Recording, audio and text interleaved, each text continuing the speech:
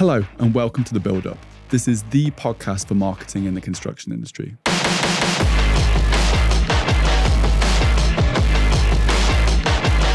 I'm Dan, the creative director at Dissident. We've been working with construction brands for a number of years. It's an exciting and rapidly evolving industry, and that's why we created a podcast dedicated to the weird and wonderful world of construction marketing. I'll be speaking to leading brands, other agencies, creatives, influencers and startups. This is the resource I wish we had when we first started out in the industry. Thank you for being here and welcome to The Build Up.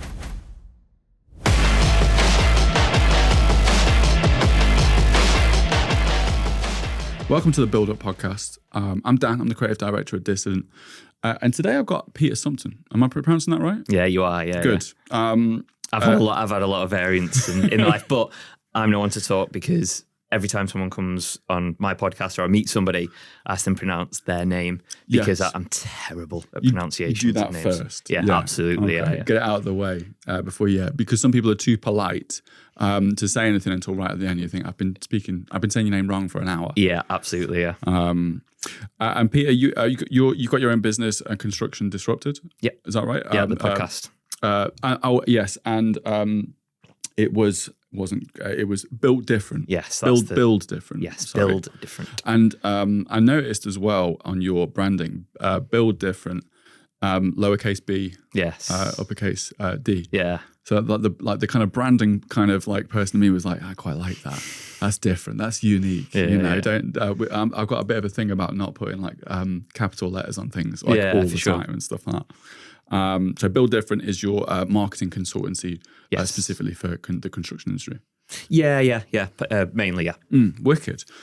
So I've ballsed up your business name and the podcast already. So it's probably a good idea if you give me a little introduction to yourself, kind of like what you do, what Build Different is. For sure, you got the surname right though. So that's the main thing. We're on a win. No one gets that right. Everyone gets the business name right. So we're different already. It's a good start. Sure. So the marketing consultancy is called Build Different. Lowercase b, capital D, stands out. That's the reason I did it. And then the podcast is called Construction Disrupted. Found out yesterday that there's a podcast called Construction Disruption, which always helps things, doesn't it? Yeah. Very, very similar, but they're in the US, we're in the UK. So Build Difference, the marketing consultancy, and essentially it does what it says on the tin. I'm sure we'll get into consultancy and strategy and tactics and all that kind of jazz a little bit later, but effectively what I do as a consultant is help people understand how marketing can benefit their business. Okay. Rather than them seeing it as a cost to a business, it can actually be a revenue generator, and it should be a revenue generator. And that's where most people go wrong with marketing. So in simple terms, I find businesses that aren't really getting the value out of their marketing. They're doing the same old, what their competitors do, et cetera, spending money because they feel like they have to and not really seeing a return and put something in place that gets that return. That's cool. Really cool. Because you think about marketing, typically, a lot of the time, especially if you're working not top down, like I guess you are. I imagine you look strategically over like a lot of stuff. When you see agencies like us, who we do ask questions, but for a lot of the time we are just doing what we're told. We're creating a thing. Yeah. We've been given a brief, and we're kind of executing that brief. Yeah. And we might deviate from that and do as much creative stuff as possible. It's the bit, I guess, before and after that, which is how can we make this thing make us money? How can we get it's always that thing of like return on investment in marketing. It's always like that horrible term. And what we're quite lucky in the fact that we never have to justify that because we don't really, it's usually the marketer that has to do that. We're just being told what to do by the marketer, which is quite nice. But yeah, essentially, rather than it being just an exercise of brand awareness or something like that, it's actually like let's see if we can generate revenue from activities, which sounds really cool. Yeah, and I think you've sort of hit the nail on the head there, and that's where people go wrong. So I love an analogy, and we'll try and get as many in as possible. Good. And a really good one here is if you think about booking a holiday, like there's a lot of planning and effort goes into that kind of thing. Yeah, you can say that the likes of online booking and packages make it easier, but you're buying a package for a particular thing. But you don't just shut your eyes and go, right, we're going there. Some people do, but we're going there and it costs that much, right? Off we go and we've done it and we've had a great holiday. There's loads of things to consider. Do you want sun? Do you want beach? Do you want city? How much is your budget, et cetera, et cetera? And so just booking a holiday, something that everybody does, they put a lot of planning into that ahead of doing that particular thing that is what they're going to do. If you put that into marketing terms, that's like you doing all the creative stuff and not having a brief and not having a plan and them not knowing what that creative stuff is going to do and just saying, oh, just some creative stuff, please. Yes. It's like it's just going to be art at the end of the day, which is beautiful, but it's not going to generate revenue. No. Which is what marketing needs to do and is there to do. That's the discipline of marketing. It's there to generate money. So it's like if you were to book a holiday in the way that you suggested, a holiday is going to happen, but it might not necessarily be one you enjoy. And in the creative terms, creative is going to happen, but it might not generate any revenue or interest. Absolutely, yeah. And I don't know, unless you're a crazy person, I don't know many people that just book a holiday and just go, oh, sod it, we'll just do it. Yes. You know? Yeah. You want it to be the best that you want it to, because let's face it, nowadays you don't get many of them. No. So you want to enjoy them and you want to get value out of them. Flip it to marketing. Ideally, you'd enjoy it and you certainly want to get value out of it. So that's what I bring to the table, that planning and implementation to make sure you get what you deserve out of your marketing, but also make it a bit of fun as well. Yeah. Make it exciting, get that, so it isn't just a cost to a business. Love it. I'd like to come back to Build Different a bit later on and talk about exactly what you do there and kind of like what the clients typically look like and stuff like that. But I'd love to know, because it's an interesting one. A lot of people find themselves in construction by accident. How did you find yourself working kind of in this area? Yeah. I mean, if you go way back, my dad was a joiner, and weirdly, my mum and dad only worked for one company, both their entire lives, 50 plus years, same company in construction. So I'd like to say it was in my blood, but I never really wanted to be a joiner or a builder or anything like that. I always loved marketing from the perspective of it influences people's decisions, not from a deceptive perspective, but you can certainly influence what somebody thinks about something. Yes. So that kind of drew me to marketing. And then few various roles, right from assistant to manager, et cetera, and then got the opportunity to work in the construction industry. Well, it was more distribution, but within construction. So I wouldn't say I stumbled across it or fell into it, but there was a role there available, and I felt that I could know and understand the construction industry better than other people, having kind of lived it with my parents being in that industry and just listening to what they do at work and things like that.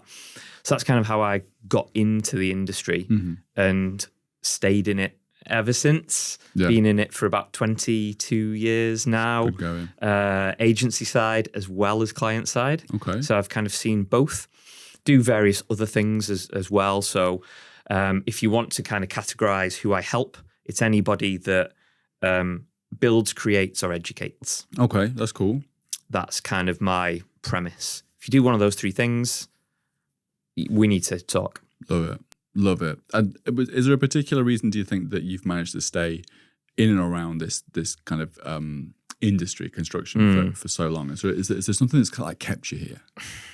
Yeah, it's almost like, what film is it, that famous line? I thought I was out, but then they pulled me back in. Yeah. The Godfather. Yeah. There you go, The Godfather. You should really know that. One of the... I think it is anyway. Al Pacino. Well, we can always dub that with the actual answer, if it isn't The Godfather. I'm pretty sure it is. Yeah. But anyway, it's kind of that. It's you look at different industries and you think the grass is always greener, but it very rarely is greener. I love the educational space. So I do a bit of in education with innovative products and educational technology. Cool. The thing that keeps me in construction at the moment is the technology behind it and the way the construction technology industry is going and progressing. There's just so much innovation, so much tech that we can build on, develop, and learn from. It really is an amazing industry, and that's sort of what keeps me there at the moment. Yeah, it's definitely getting nerdier, isn't it? Construction, and I think I was speaking to I mention him all the time, Ryan from SLG. He said quite rightly, construction's got a bit of a branding issue in the fact that a lot of people, when they in their mind's eye, when they think about construction, if they're not in the industry already, they think of typically a man in high vis and boots and a hard hat and stuff like that, and getting mucky, getting dirty. Perhaps, I don't know, you'll have your own kind of like visual thoughts of that. But that's for the longest time been quite a typical kind of a branding problem. Whereas there's some really crazy innovation and really, really clever stuff going on. Like one of our clients has got they produced a robot that puts fixings into a ceiling, like high up, like in a really precise way, and it does loads of mad stuff. And I said, it's like a robot dog that does this. It's insane. I'm like, that's coming. That's the thing, isn't it? It's absolutely crazy. Absolutely. So on that point, and me and Ryan have spoken about things like this in the past. A lot of time for Ryan and what he's doing at his agency. And yeah, it is an image problem, but it's not just the image, it's the educational piece. So if you take it right back to when I was at school, long time ago, it was just the development of whiteboards was coming into school, then, showing my age then. But we had 1 hour lesson in our final year on career development. Okay. And it was essentially, I remember it quite clearly, essentially you've got 3 choices. 1, you can go to university. 2, you can go to college. Or 3, if you're a thicko, you can do an apprenticeship, which is probably plumber, electrician, etc., etc. Now, that sounds derogatory. I help apprentices, marketing apprentices. I love apprenticeships. I think it's actually better than a university degree at this moment in time. You get more out of it.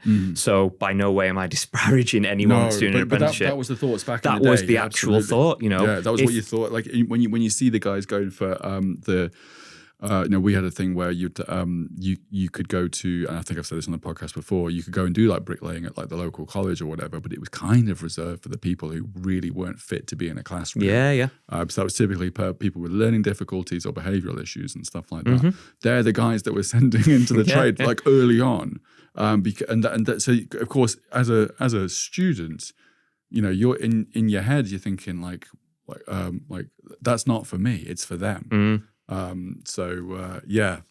if you look at that and you take it forward and you think, okay, well, nobody's explaining to me that if I go and do an apprenticeship as a plumber, then a year's time I can be a qualified plumber. Technically, I can sort stuff out around my house, which makes that cheaper.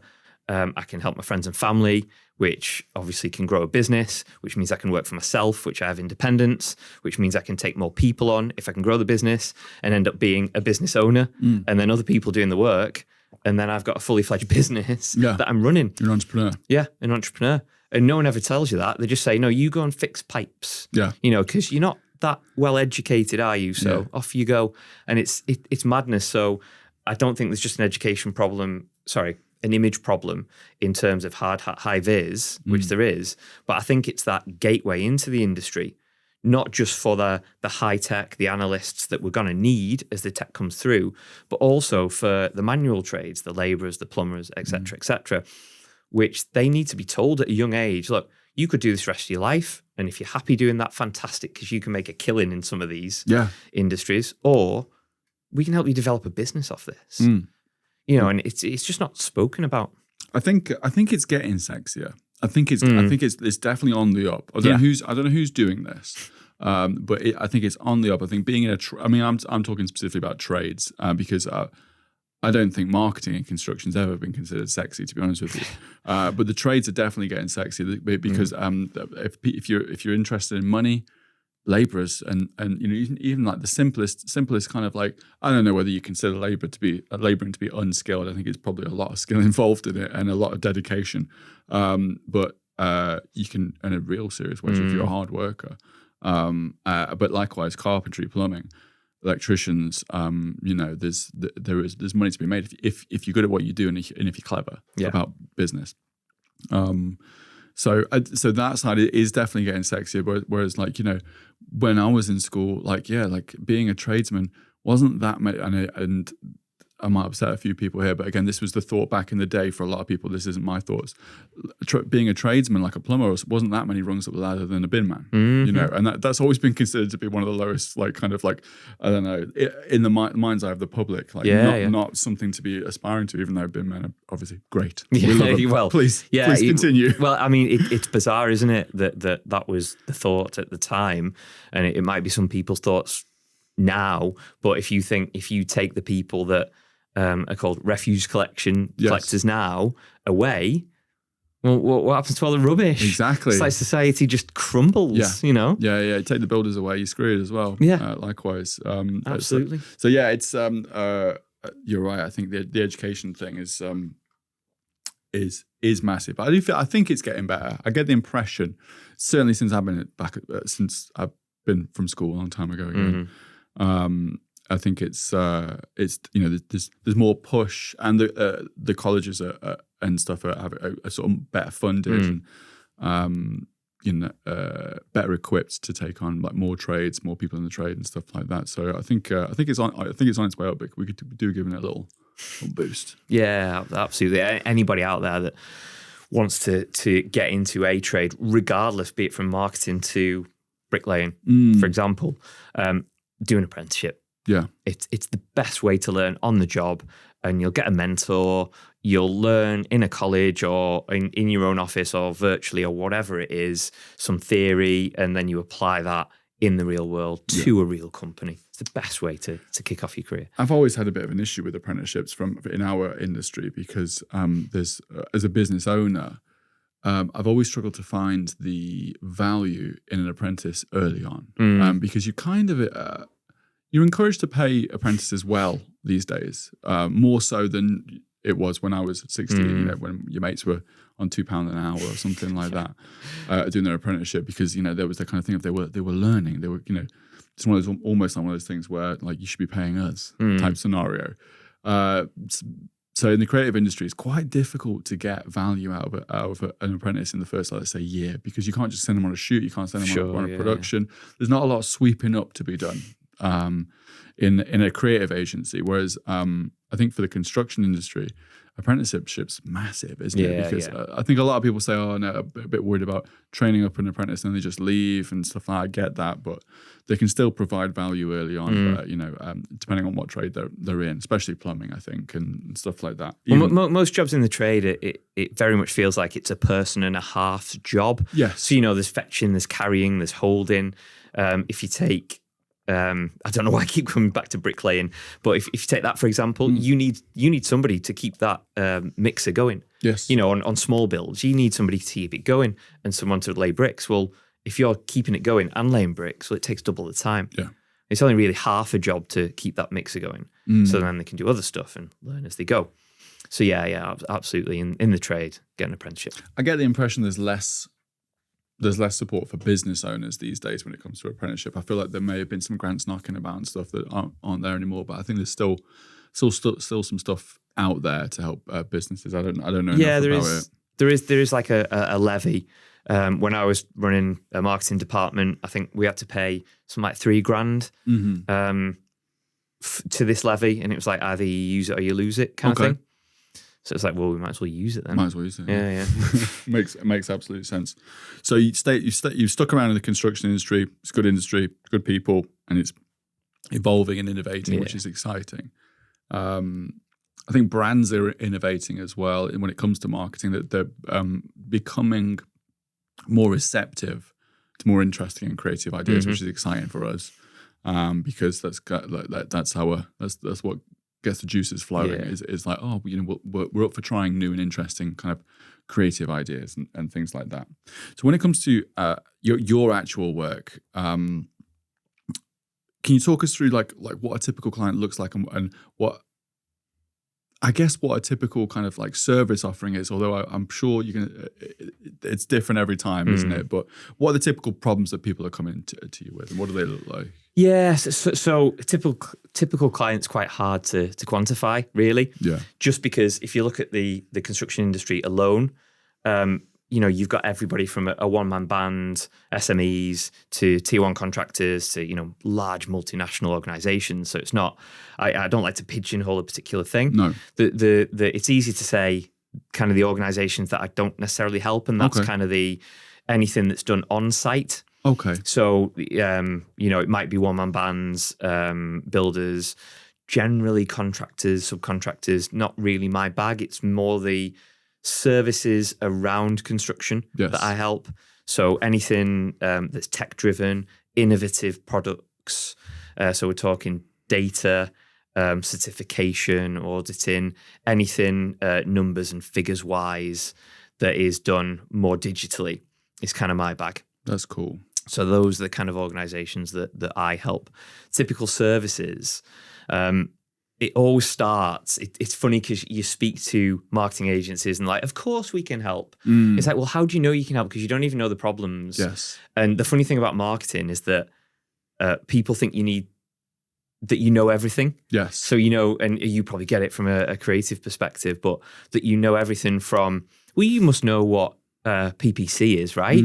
And SEO, yeah? Well, can you design this PowerPoint? Oh, yeah, of course you can, because you're in marketing. Oh, also, we need this creative thing doing. Oh, yeah, we're going to an event. Can you run that?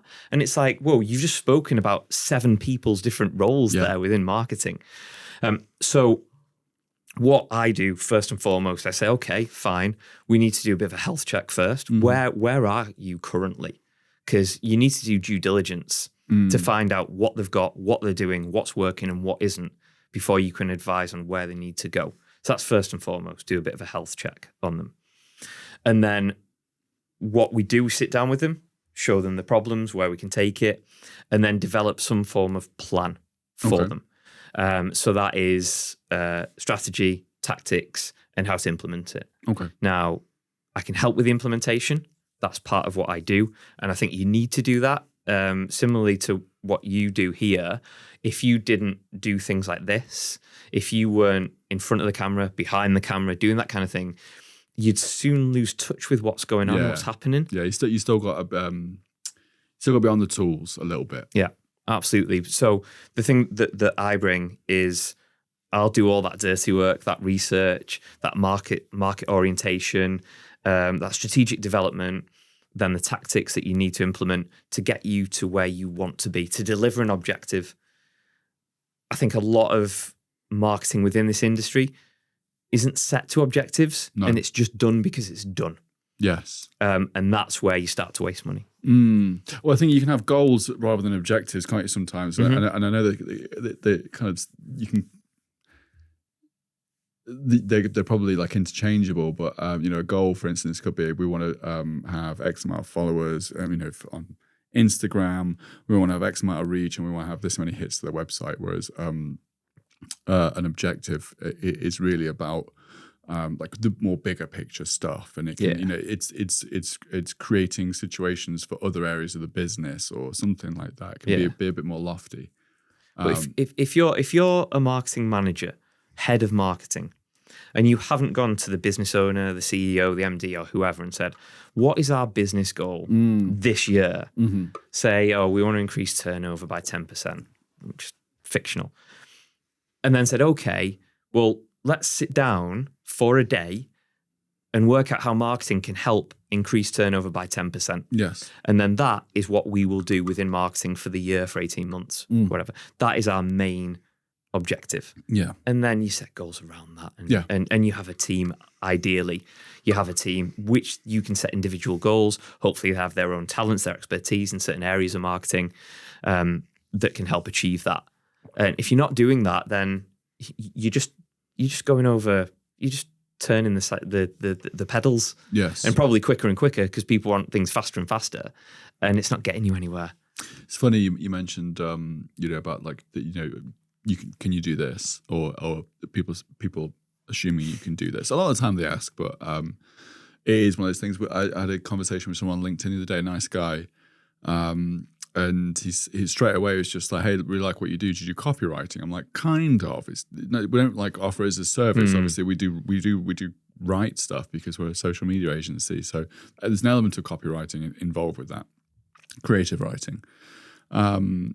what do you need help with? And he was like, well, we've got an agency currently that's looking after our socials, PPC for socials specifically, Google Ads, and the website and sort of the copyright. We're having a new website built though, and we're looking to sort of change agency from this agency in, I think it was a different country. And the first thing we need is website copy for the new website. And I was like, I gave him a list of the things that we could do. And I was like, copywriting was like a maybe. I was like, depends what you need. He used to write everything, in which case doesn't sound like fun to us at all. But if we're tweaking language and changing up a few bits and bobs and having a look at, actually just this read well, does it tick all the boxes in terms of like how you want the user experience to be on the website, whatever. It was a hard pass from this guy because I was like, no, I don't think we're really going to do the copywriting for your website and stuff like that. But I said to the guy, like, I'm not. This was like our first conversation. It was like, cool, I'm not going to fight over like we should definitely do all this work. But it was weird that he needed one company to do all of these different things. Yeah. And I've never seen great success from like having that mindset. You will find agencies that can do all that kind of stuff because they might have the right people. Yeah. But it was an interesting one. And it's quite freeing to say no about stuff like that. I quite like being like, nah, we're good.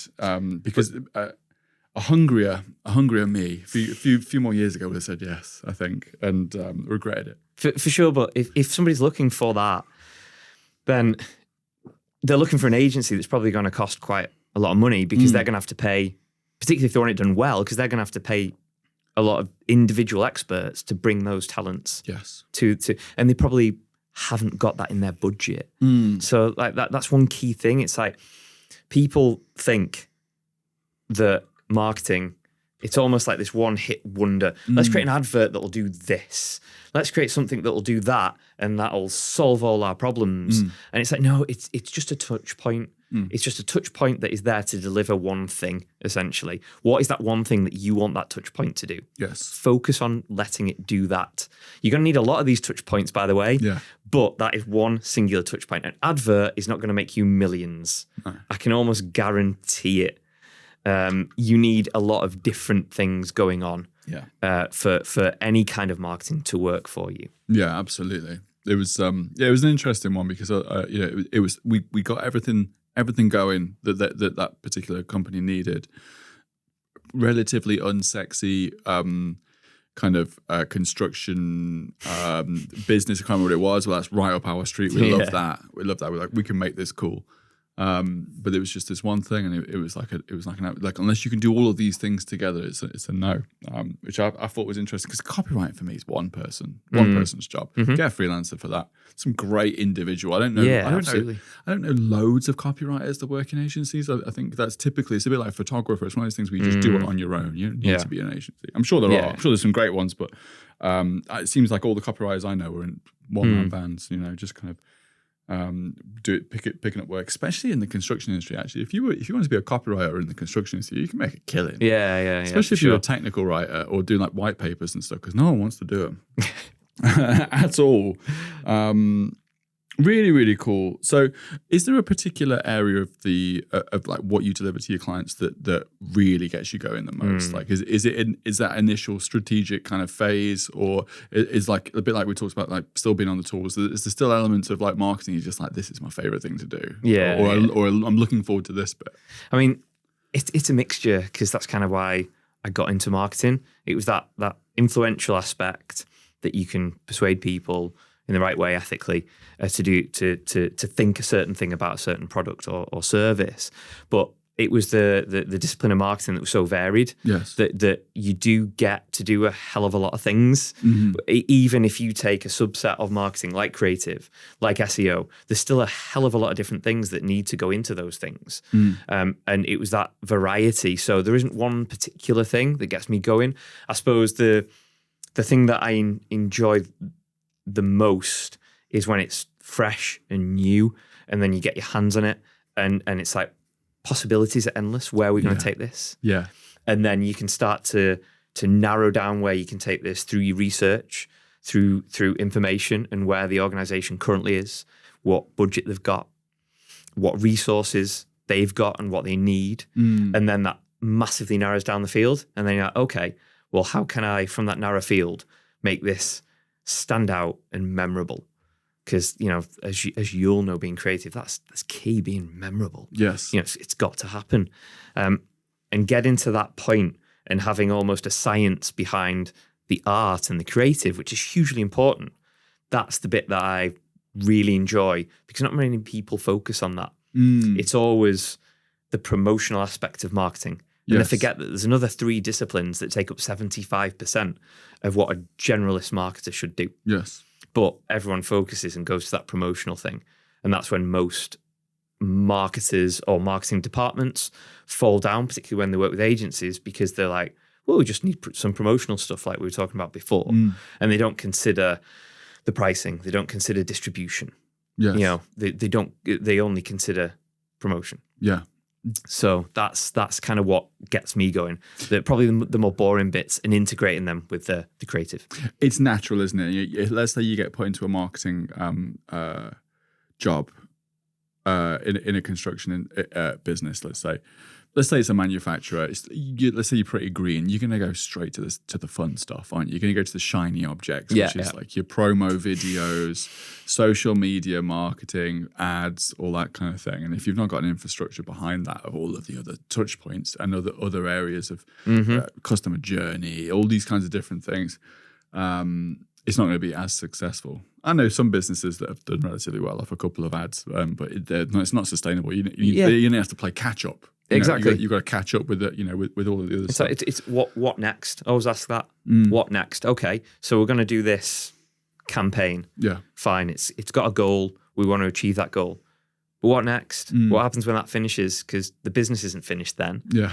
And if you haven't got a strategy or a marketing plan in place, what next? Yeah. You're just doing it daily, or going month by month, and that's no way to develop something. Yes. This is why I love working with manufacturers, especially manufacturers that bring out a decent amount of products per year, because your what next is always solved.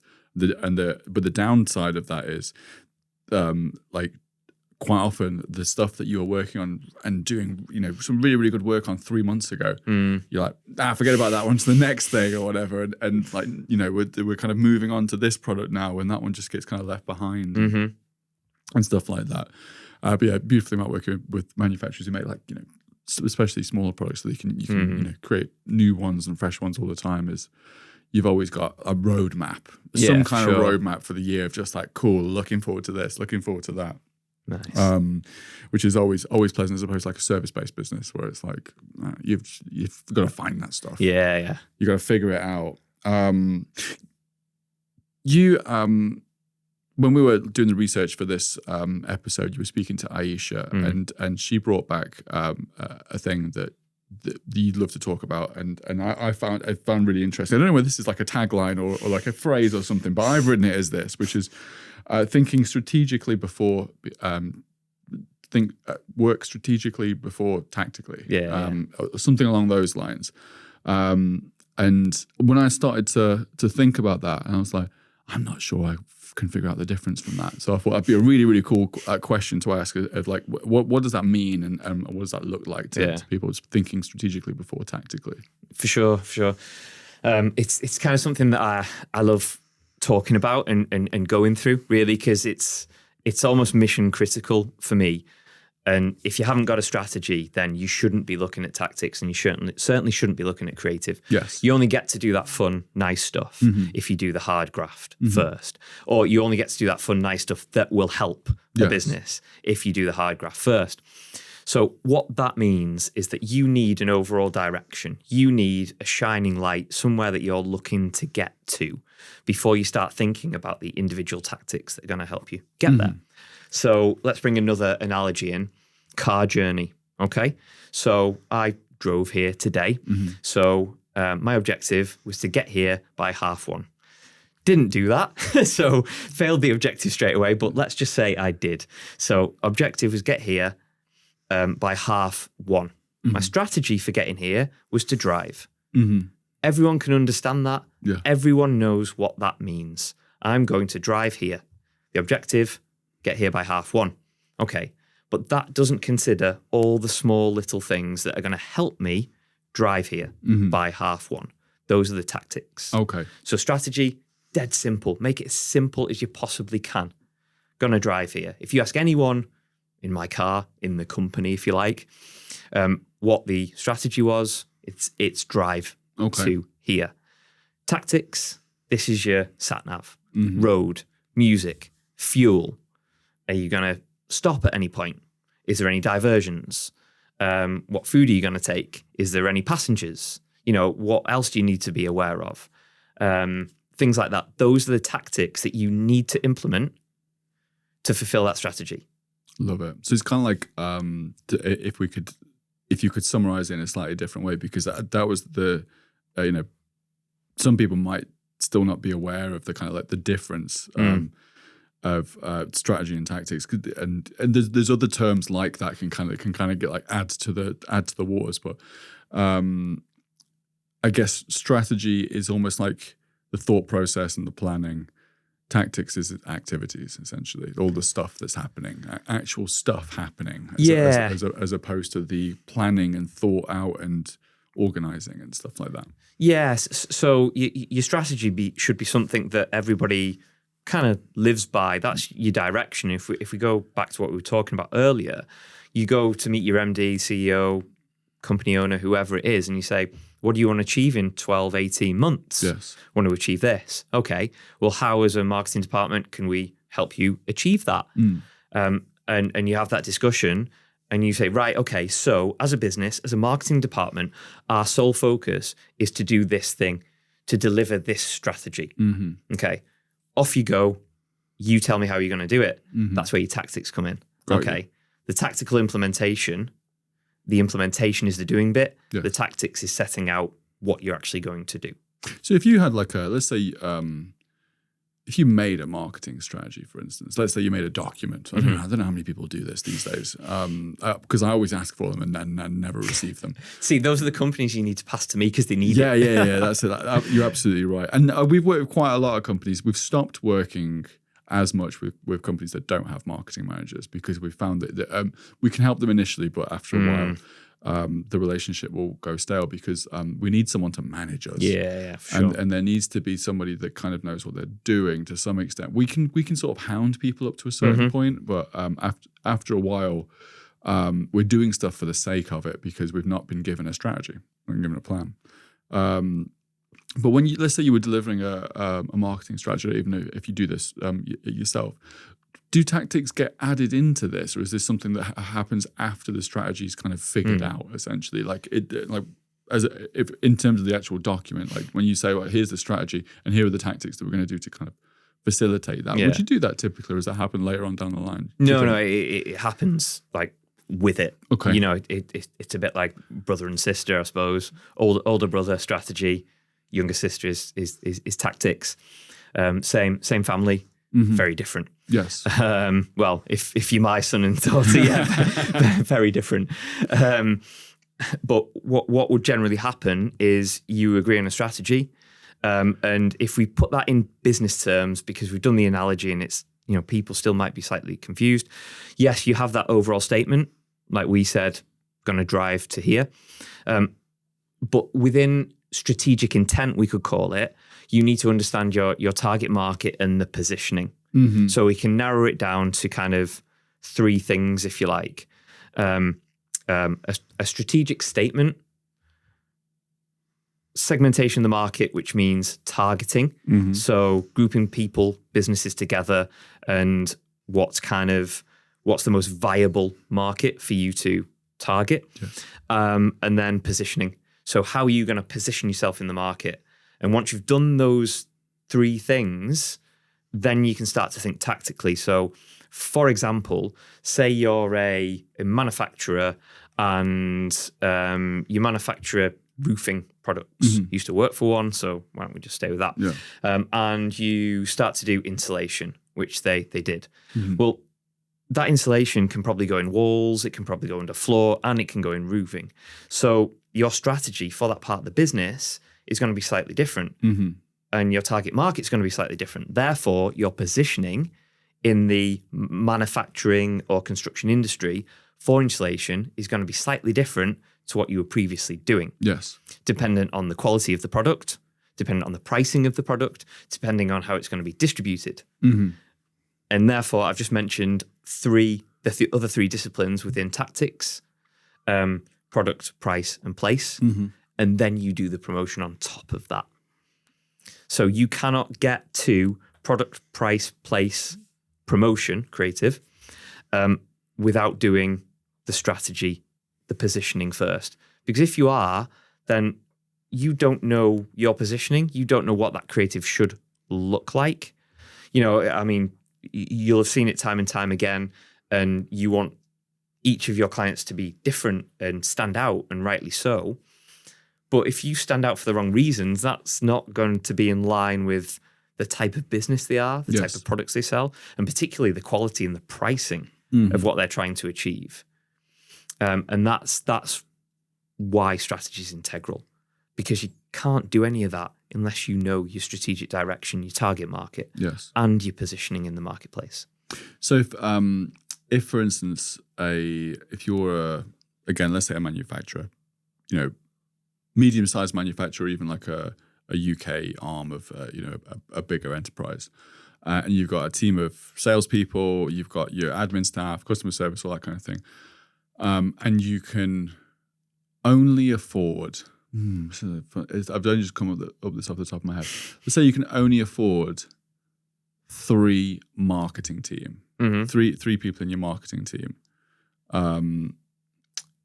And I was just thinking like there would be a way, because I think once, like, I can't imagine. There's definitely going to be marketers out there that can be like, right, I'm going to get this strategy done and stuff like that. But is that going to be the best use of their budget, rather than like bringing in someone like yourself, like who's like a consultant who can come in, set everything up, do a bit of implementation, but for the most part set that team on the right path? Would that be the way that you would go, or do you think they should be employing somebody like yourself, for instance, to kind of be a full-time member of staff and then have like perhaps 2 juniors or something like that? Would you go one way or the other with that kind of thing? Typical marketing answer. Yeah. It depends. Of course, it's just typical, isn't it? It all depends, because the thing that is the disruptor to that is the fact that businesses aren't standing still. No. Now, if you're a new business, then absolutely, then you've got a more of a justified decision to make on which way to go. Yes. But because that business is probably halfway through certain things, the likelihood is, or the easier option is, to bring somebody in to develop something while the other marketers get on with their day-to-day activities. Yes. Now, if you're starting from scratch day one, I would say that you're better employing somebody, like you said, to be a marketing manager, because they can run day-to-day and they can develop and build something. But, huge caveat here, anybody that works for a business has not got a noose around their neck. That's too strong. But they've got that somebody's paying them a wage. So they're much more likely to be not as truthful in answers as they possibly could do. Whereas somebody externally could come in and go, it's a pile of shit, that. Yeah. And not care that much. Yes. As soon as you start paying somebody PAYE on a regular basis, they start to get blinkers on. Yeah. Now, that's not saying someone's holding them by the throat and saying, I pay you, you better tell me. Or they're being lazy and just being a yes man or whatever. Yeah. Absolutely. But you just get blinkers because you're far too close to it. Yeah. Far too close to it. So therefore, I always believe you need somebody externally to tell you the truth. And if you find that agency, that consultant in any walk of life, keep hold of them. Yeah. Because you want them to tell you the truth. You don't want them to say, oh, you're doing a good job, pat on the back. Then 6 months later, your business has gone under. Yeah. You want somebody to say, look, if you carry on like this in 6 months, there'll be no business. Yeah. That isn't doing what it should. So bit of a fluffy answer, I'm afraid. There's no right or wrong. But I think you need a bit of both. You need that external person, team to tell you what's actually going on, but you need somebody internally to manage and do the day-to-day and almost be the flag bearer for marketing in that company. It's an interesting one, isn't it? Because I think about the agency model as being like almost like the perfect model. There's obviously downsides to it for some businesses, but essentially you've got a load of really talented people who are specialists in a particular area working together for perhaps one goal. So you might have like three, although let's say we've got one service delivering for a particular client, we might have three people working on that, adding their own little bit of spice and seasoning to that particular service offering. And if we don't do a good job, they stop paying us. And if the business still isn't going in the right direction, they'll stop paying us. And so it's in our interest to be like, right, it's got to be better, it's got to be bigger, it's got to be better. Whereas, of course, if you're an employee, you're not as safe as you think you are, but you're still pretty safe. As a rule, you can make more mistakes and whatever. But as a result, they're usually cheaper, kind of cheaper. It kind of depends because you couldn't like hire all of us. Like most companies haven't got like a creative team the size of like our agency, for instance. You've got all specialist skills because it'd just be so expensive. But most of the time, it's cheaper to hire an individual when you've just got like one simple service offering.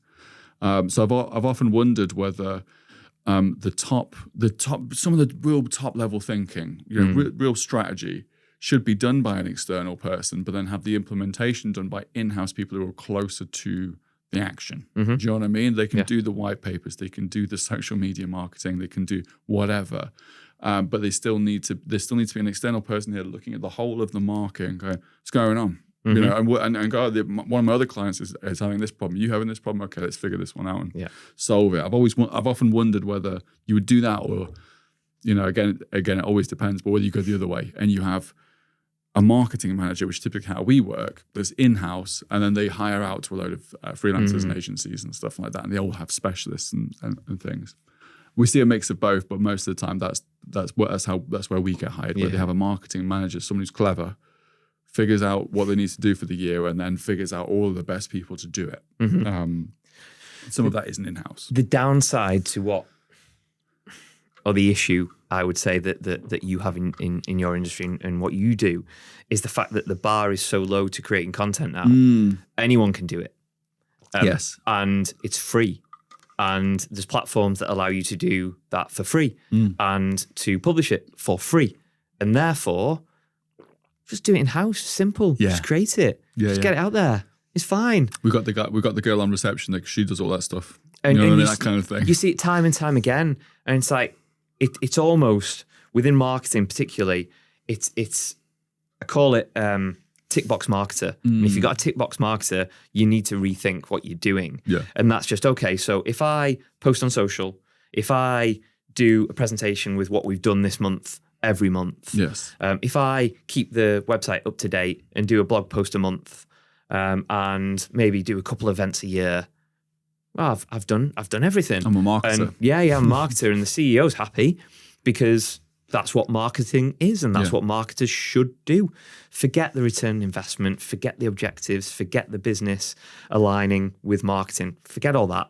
Tick box marketing, or random acts of marketing. Yeah, that's the worst. Daily. It's so easy to do that if you're an in-house marketer, isn't it? Because you just sort of think, this is my job. Yeah, I'm literally every day I'm coming in and I'm just 9 to 5 ticking the box. Not every in-house marketer is like this, of course, but you're more likely to be like that because you're doing the same thing day in and day out for the same company.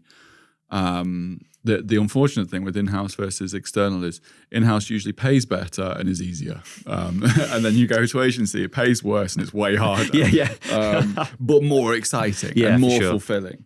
And you see, I see so many in-house marketers or creatives or whatever, just like not interested at all. They're just done. Whereas I'm like, this is great. This is cool. You can telling me like, I don't know, they do they're a safety gloves company or something like that.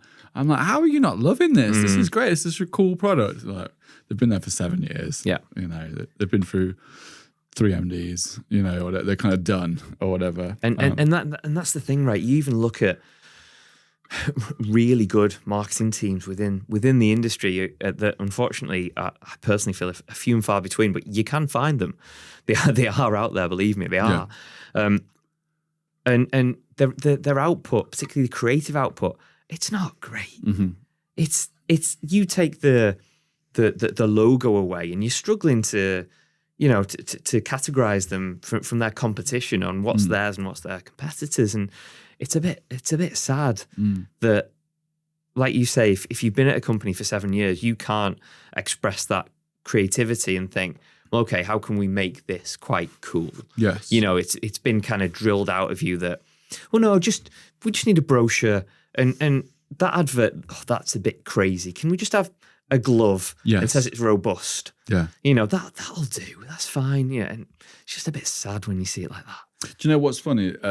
Construction is the only industry I've ever worked in where graphic designers call themselves marketers, and it's a really, really interesting thing. Like Keelan behind the decks. We need to get you a camera, mate. Yeah, for sure. We need to get you we've got a new camera that's going to be like the Keelan one, because I reference him all the time, and he's just no one sees Keelan.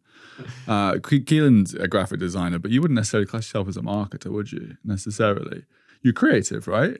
Work within marketing. Yeah. You support marketers potentially. Whereas, like, I've literally had conversations like, I'm a marketer for this company. I've got a graphic design degree. I'm like, doesn't make you a marketer. That's the weirdest conversation I've ever heard. It's so weird. But because brochures are so important, or have been so important to construction businesses, manufacturers, whatever, they're kind of like they're put into the same sort of category or whatever. But they believe their own shit. It's bizarre. Yeah. You can be a marketer and obviously be a graphic designer at the same time, but for sure, being a graphic designer doesn't also automatically make you a marketer. But it's the only industry that I've been in where I've met several people that have said exactly the same thing, and it's so weird. Yeah.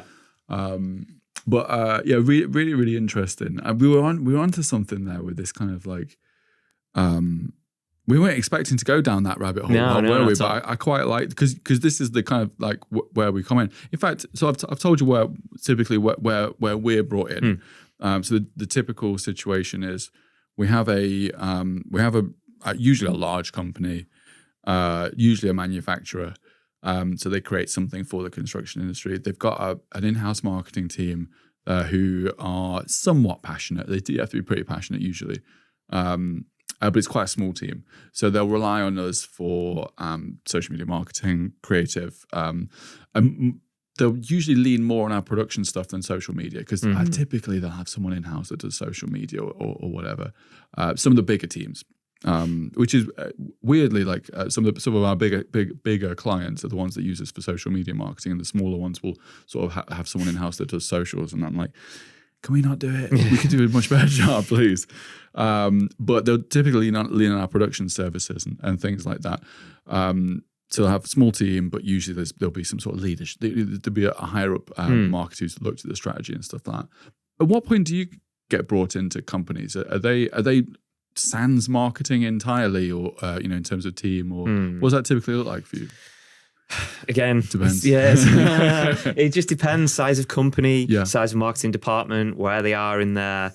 Oh God, you have to say journey on a podcast, don't you? At some point, where they are in their journey. So that it hugely depends. So they might be bringing out a whole range of new products. They might have just been bought out by a larger organization.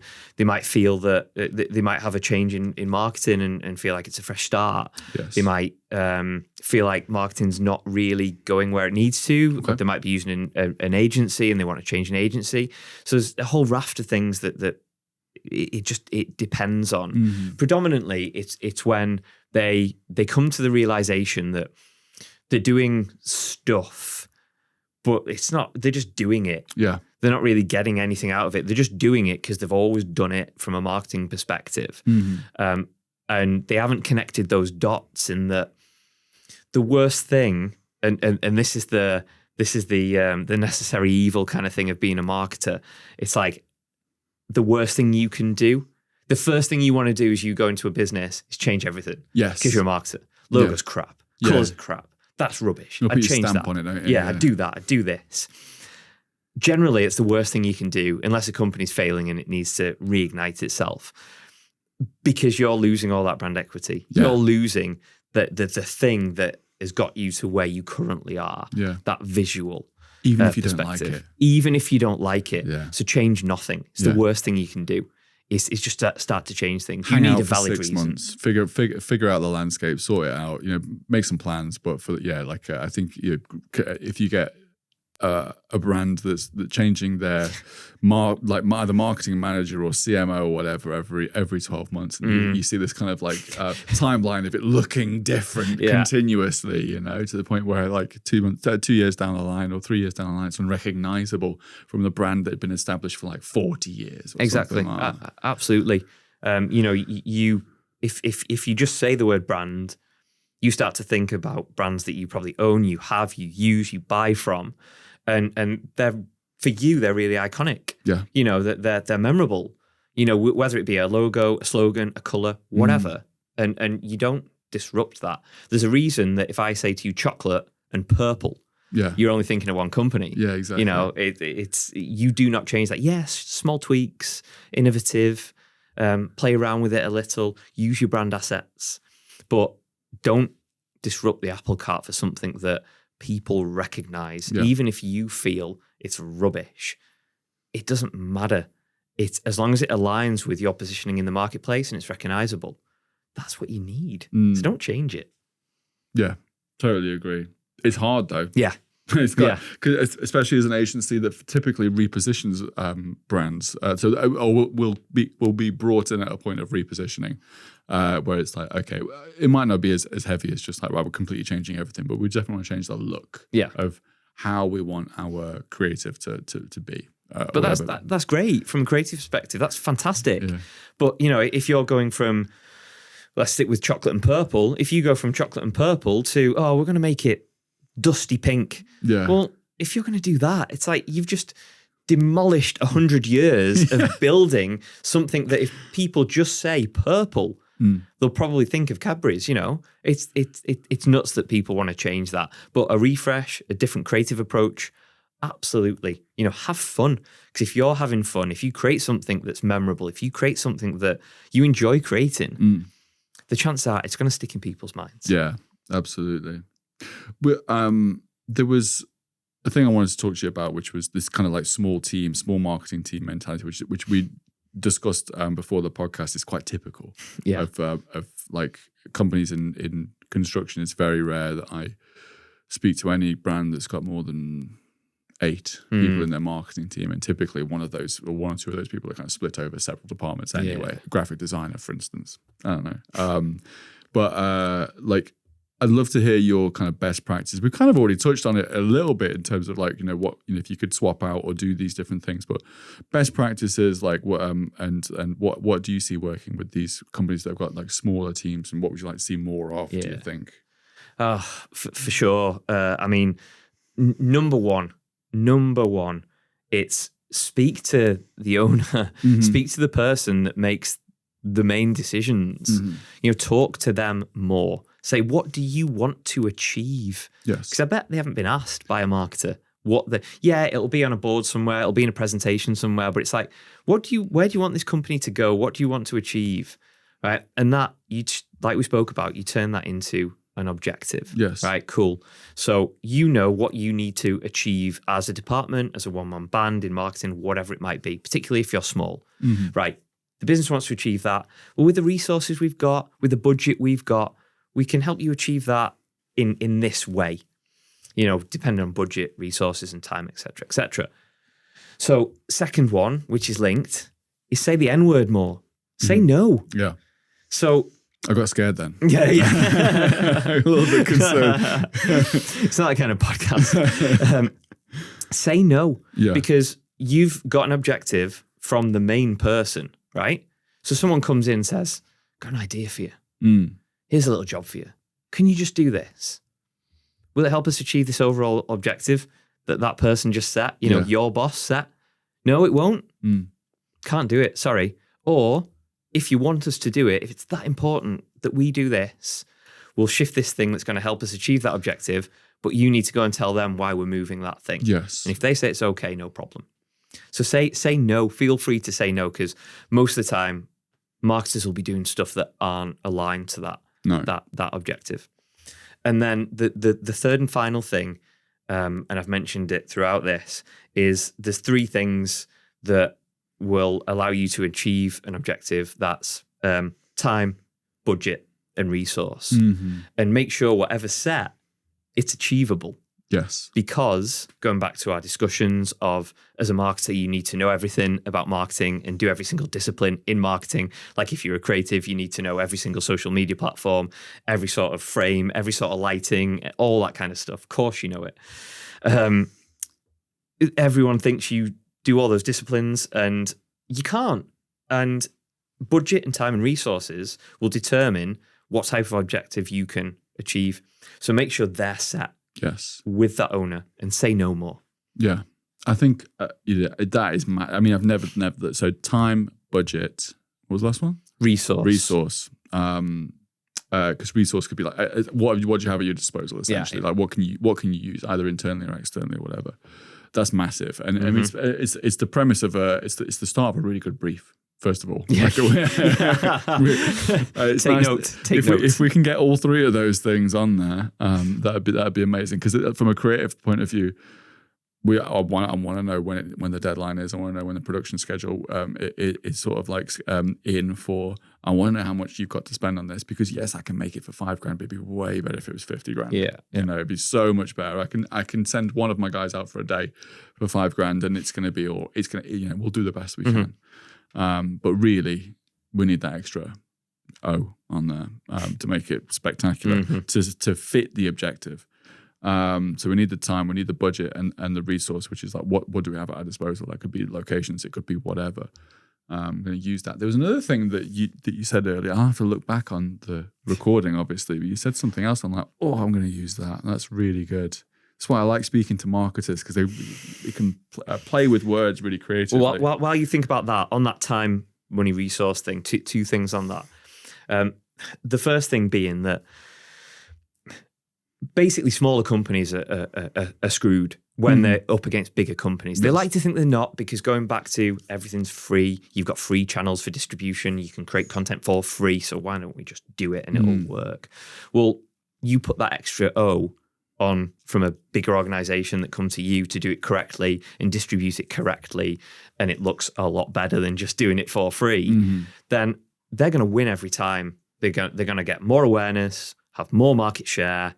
They just are. So the smaller person's pretty screwed. Yeah. So don't set your heights. It's all right to have missions and visions and blah, blah, blah, all that kind of stuff. But set your objectives so they are actually achievable and realistic for the size of your organization, for the budget that you've got. Yes. The second thing, and it's a hot tip, is that if you're in a meeting and you're not listening and you're falling asleep and someone says, well, what do you think?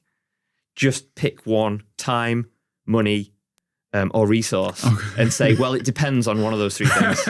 And it works every time. It doesn't matter what the question is. You're going to get that tattooed here or something like that. It's like time, budget, resource. It doesn't matter. Any question. Yeah. Well, that surely depends on the resource, doesn't it? Yeah. It works every time. I'll have to remember that one. You triggered something there as a little thought. You know, when you're talking about the underdog, we like working with underdogs. Sure. You know, obviously it'd be great to work with the big brands, but a lot of the time there's so many hoops you've got to jump through. They might as well not have a creative agency at that point. They don't need a discipline. Discipline, it exists to disrupt and to flip brands' expectations, whatever. We used to have, our old phrase was, our obsession is indifference, which I thought was quite nice, to be fair. That still works. We love being different, we love being creative. But we changed it recently based on something, I think we might have even been talking in here or doing something, but I came up with this concept of different is better than better. And that's specifically related to the underdog, which is, you're here, your competition's up here, they've got more money than you, they've got more resource than you, and they've got more time. There you go. And so if you're trying to do the same thing or better than them, you are either you're going to really struggle. It's not going to be as beneficial, and you're going to like either completely spunk your budget and your time and your resource, or it's not going to be doable. Yeah. And you're not going to get the results that you wanted because they're a much bigger competitor. They're already really well established. They're much better established. It's not going to work. So you don't want to be better than them. You just want to go different. So rather than trying to go up here, you want to go in a completely different direction, do something different. And well, the beautiful thing about that is, and that could be something simple as just going on different platforms. Obviously from a social media agency, we're always thinking about platforms and how you engage with your audience and things like that, creative campaigns.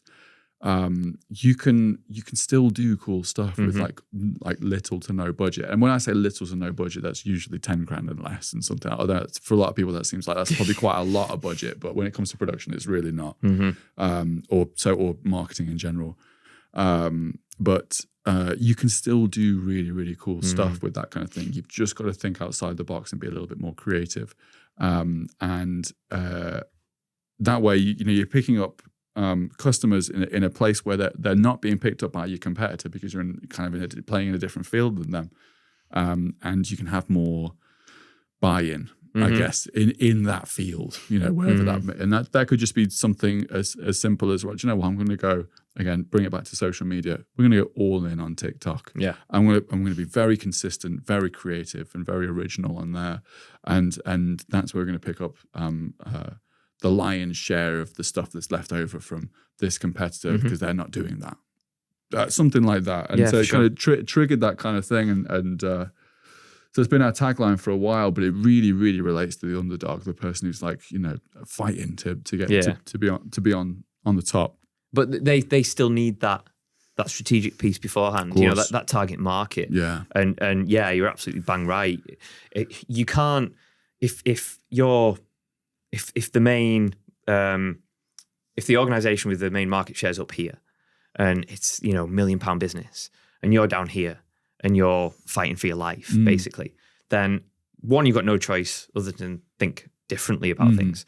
But two, if you're trying to replicate what they're doing, it's impossible because you haven't got the budget. You haven't got the resources. You just haven't. You look like a NAFA version of that. Yeah, absolutely. So why would you want to? And you don't want to be like your competitors. Yeah, absolutely. Ride off their coattails. Yeah. Learn from what they're doing. But don't ever try and copy them because you're not them. And you're not the size, you're not the scale, you're not the scope. You haven't got the inventory, you haven't got the kudos yet. Do it differently, absolutely, yeah.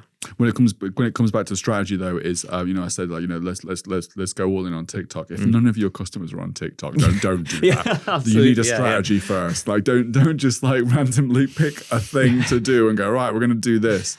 Like have a bit of informed research beforehand. So strategy is obviously really important in that kind of thing. But that's what marketers fight against as well. Oh, I noticed this thing on TikTok. Oh, we should be in this publication, whatever it might be. Well, that's great, and it might work for your competitors. It doesn't mean it'll work for you. No. The chances are it is the right channel if your competitors are on it, but don't take that for granted. Do your due diligence. Do your research. Speak to your clients. Yes. What channels do you use? Why do you come to us? Ask those questions. What can we do better? If you were on your phone, how can we disrupt your day? I can't remember where I heard it, but it was either in a book or a podcast. And they said that good advertising needs to consider an individual that has had a rubbish morning, kids are screaming, no sleep, it's chucking it down with rain, just managed to get them to school on time, know you're going to be late for work, stuck in traffic, tire blows out, have to pull over on the roadside, get your phone out, and you need to get this sorted, but you get something else on your phone. And that's how distracting you need to be. Yes. That's how impactful your creative needs to be. You need to be so disruptive that somebody doesn't care that they've had a terrible morning, a flat tire, they're late for work, the kids were screaming, they've got a headache, they're knackered. They need to see that. Yeah, that does look decent, to be fair. Like, they don't have that kind of mentality of absolutely. like, oh, yeah, cool, yeah. fair enough. I mean, the chances are they're going to sort the tyre out because they're probably on a motorway. Yeah. It's dangerous, health and safety and that. But the point You're not being, ruining their lives with the advertising. yeah, exactly. Yeah. In terms of the actual like the landscape of marketing in the industry, so you've managed 20 years so far, is that right? In construction. Are you seeing a trend? Are you seeing some kind of, what do you see for the future of construction, marketing? Yeah, I mean, it's going to be the obvious and the unobvious answer. So AI is going to be like AI, not as we know it. That's how I'll put it, because AI has been around for a long time, and by AI, I'm categorizing a lot of things that aren't actually AI in that bracket. Yes. Because a lot of things we class as artificial intelligence, but it isn't. It's like an if this, then that type concept. Absolutely, yeah. But we're already using it. It's already on our phones. It's already in our daily lives. And that's only going to get better and better. But the way it's going to help construction specifically is in the boring, the mundane, that we don't even notice it tasks. Yes. It's not going to steal anyone's jobs. It's going to help people. It's going to be that personal assistant on your shoulder that makes you better. So that's one thing that's going to change things. So I'd say get on board, learn these things, stay up to date with the latest tech and innovations within that space. And the second thing is marketing hasn't changed, and it never will. It will always be, you need market orientation. You need to understand your market continuously. You need a strategy, and you need to set objectives. And you need your tactics around 4 key areas: product, price, place, and promotion. And that hasn't changed. And people like to come in and say, marketing's changed. It's the year of change. Marketing's completely different to what it is last year and next year and all that kind of stuff. It isn't. Some of the channels change, and they will always continuously change. And digital's a huge part of it.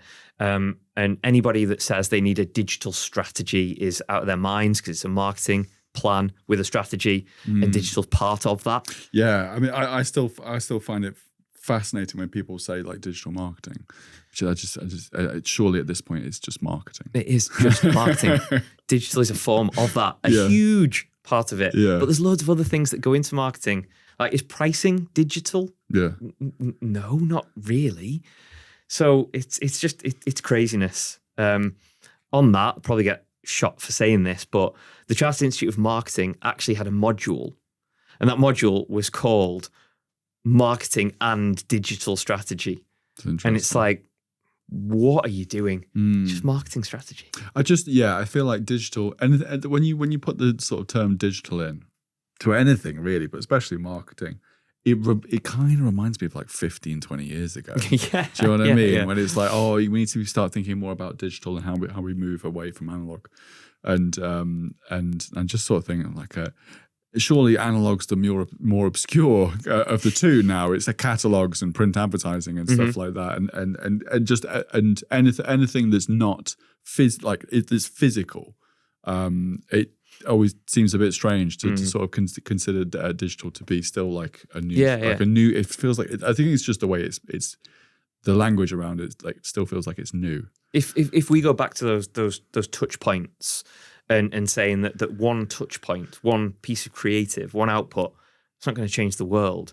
You need loads of touch points over loads of different channels and categories to stand any chance, and they need to be part of a customer journey and do particular things to get people on that journey to a conversion point. So if you take print advertising, outdoor, they've certainly got a place, and they do a certain thing, and that isn't going away. It's not dead. Like, radio's not dead. It's it's transforming itself. You still advertise on radio, and particular industries do better on radio than others. And TV's making a comeback as well. Absolutely. And anyone that thinks that TV advertising is dead it's wrong. It's still there. And there's numbers and figures and stats that show that. Unfortunately, it's still massively expensive, and not everyone can afford it. And that's why people with the big budgets do better. Yes. Because TV advertising is probably the best for brand visibility that you can get, for brand awareness and visibility that you can get. And anyone that thinks that's different, Why did Google advertise on telly? Why did TikTok advertise on telly? Why did Uber do it? It's like these massive organizations, which are pretty much purely digital, they still use print.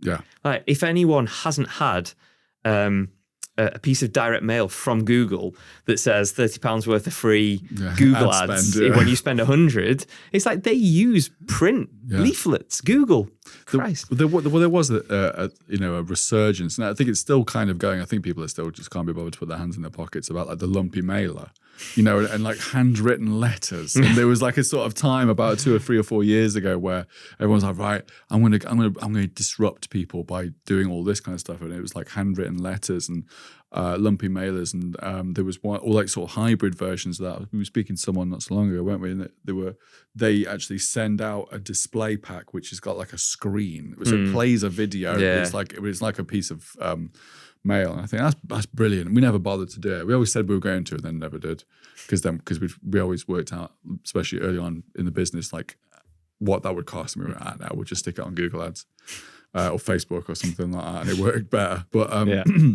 I think it's still cool. I think that, some of the more traditional methods are still really cool. But I think now we can just lump it all into marketing. Absolutely, we don't need to specify.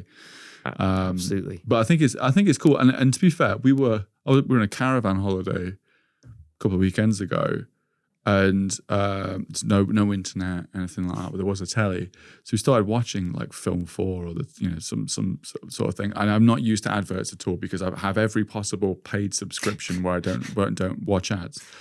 And I was watching these ads, and I was thinking, these are brilliant. These are great. I've kind of missed some of these because I sort of put my marketer's head on my creative head and think, that's quite clever actually. How have you managed to do that in 30 seconds or something like that, to sort of influence me? It's the curse of being in the industry, though. You look at things very differently to other people. And you see, particularly when it comes to advertising and the output, I certainly do, and I know a lot of other people do. You see it very differently. You see it for, oh, that's how they've done that. Oh, that aligns with that. Oh, that output, you go in store and it's very similar to that. Yes. And that's the linkage and things like that. And you start to see those things. Whereas somebody that the advert is made for, we just think, that's brilliant. I'm going to go and shop at John Lewis now. Yeah. It's just all of a sudden just like, YouTube's the best one for me because I will literally watch a YouTube video. It doesn't matter who it is. They recommend a product and I'm already in need of that product. I don't do any research. I go straight to that thing and go, yeah, that looks like it serves my purpose.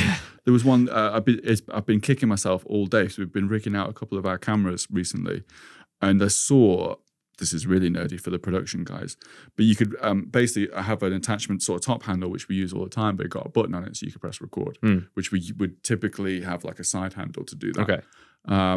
And I was like, where the hell did he get that from? I will scour the internet to try and find this particular handle, which looks really cool. But it was just a YouTuber. It's like, this is a really cool handle as well. It was like all part of a thing. I'm like, that's where all my money goes, essentially, is YouTube, influencers and advertising and stuff like that. The worst bit, though, for me is the adverts. From a marketing perspective, you think, it's one of those like sort of tactics that's kind of frowned upon. It's the kind of annoying marketing, the sort of go compare, that kind of thing.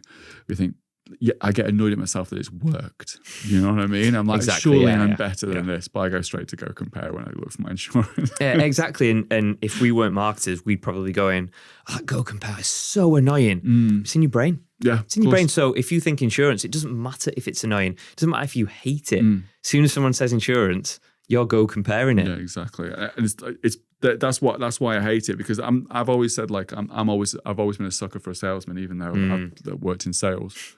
I'm a sucker for a salesman. I'll buy anything, and it's the same for any kind of marketing tactics. I'm like, you won, easy. It was easy. Peter, was there anything during the recording that I haven't asked you think would be valuable? Is there anything that you, like, anything at the end that you just sort of think, I wish you'd have asked me about this? I think we've covered a lot, don't you? I think we've plus a bit extra, yeah. We've gone around the houses. It's been a lot of fun. I think just continuing on the insurance part of it. Like if anybody wants to know why creative's important and what you bring to the table is massively important, just one word: meerkats. Like, can you imagine sitting in a room like this with a board of directors and saying, right, okay, this is going to be the campaign for the next 10 years. We're going to have meerkats. And what they're going to talk about is the fact that people are going to their website and not our website. Yeah. Like, Brilliant. It's not gonna happen in a million years. You know, you're gonna be thrown out. Yeah, look where they are. You know, they've gone from strength to strength on that. But you look at that from an integrated campaign perspective. Toys, online, offline, in cinema, outdoor. It's phenomenal, and that shows the power of marketing done correctly. You just see the output, but I bet there's a lot of work gone behind that. It's nuts, isn't it? Yeah, yeah. You know what? I didn't even considered all the extra sort of like activities, like that, the toys and stuff. Like, you want to get the toy, don't you? You want to get a toy for your kid? You want to get it for yourself? Absolutely. All you need to do is use our what do you call it? I can't remember it's like the name comparison site. The comparison site. Use our comparison site. Buy insurance, which you're gonna need anyway. We'll send you a toy, and your kid will love you. Yeah. Like, all right. You've got me. Do you know what? You know, it's mad as well, isn't it? Because as a business model, they're technically slightly more expensive, I think, than if you just went direct. So it's like pay more to use our products, but obviously it's saves you a lot of time. So great marketing. If one thing that I think we haven't covered is kind of what a good campaign looks like. Really well thought out, and the meerkat one is good, and you look at Cadbury's and what they're doing, and if you look deep into what Cadbury's are doing, it's all about sharing and love and coming together at the moment, and their adverts are linked to that, and that will be going on for many a year. But one of my favourite, if not my favourite, is Snickers. Okay. You're not you when you're hungry. Get some nuts, that kind of thing. Yeah, absolutely. And it's a global campaign. Right, and they've used influencers or famous people, should I say? I don't know if you have chocolate influencers, but they use famous people in their campaign all over the world for different countries. Similar theme, similar style. Use all the brand assets. Use the different colours. They use the nuts, the caramel, the what is it, nougat, or is it fudge or something in it? Yeah, where they break in, it comes apart. Yeah, absolutely. They use that. They use the golden background. Then you've got the print ads. They use scratch cards. They even went as far as to go to Google and say, right, okay, give us the top 100, I think it was, misspelt words. Mm-hmm. We'll buy them all. We'll put our money on those words. And when people misspelt that word in a search, the first thing that came up was an ad for Snickers that says, "You're not you when you're hungry." Mad. Misspelling. And all that was misspelt as well. Oh, brilliant. That's so good. They went that extra mile and thought about it and thought, okay, well, how can we don't just want to put it online. You know, they had a YouTube ad pre-roll, and it was a pre-roll for a music video done by the artist. And it was not them when they were hungry. Yeah, it was only when they ate a Snickers that they became that actual band. Yes. And then it went into the actual tune. I mean, it's phenomenal. And that's lasted so long as well. Brilliant campaign. And this is the thing with the great campaigns; it can last forever, can't it? Absolutely. You know? I mean, if they brought out the Cadbury's brought out the monkey playing the Phil Collins song like today, I'd be like, yes, that's a good advert for sure. You know, stuff like that can just last forever, can't it?